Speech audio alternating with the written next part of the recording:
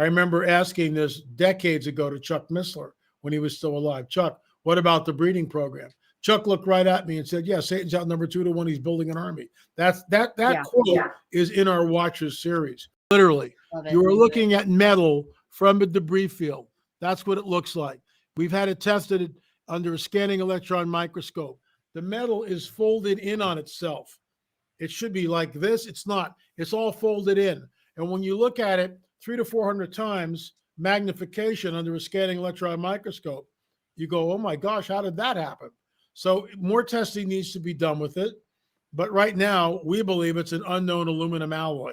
It doesn't really match anything. And, you know, people go, LA, what does this have to do with the Bible? Well, let me throw this back at you, Mr. and Mrs. Skeptic. What about Daniel 2:43?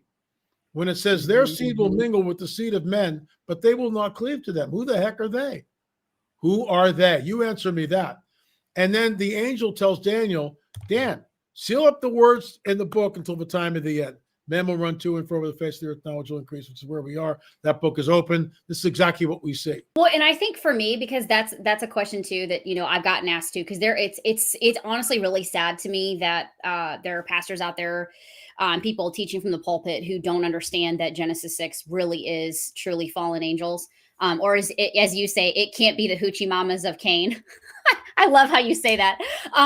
But it's sad because for me, honestly, LA, when I learned about the seed war, Genesis 3:15, and then saw what happened in Genesis 6, and then you start seeing the rest of the biblical narrative unfold, I feel like it's like the bookends of the Bible, Genesis and Revelation. So for me, the unlock, especially looking at Bible prophecy and seeing everything that we're looking at right now in our world, that is the unlock, is to see Genesis 3:15 and Genesis 6 and go, oh man, they're still at it, because Satan actually thinks he can win this thing.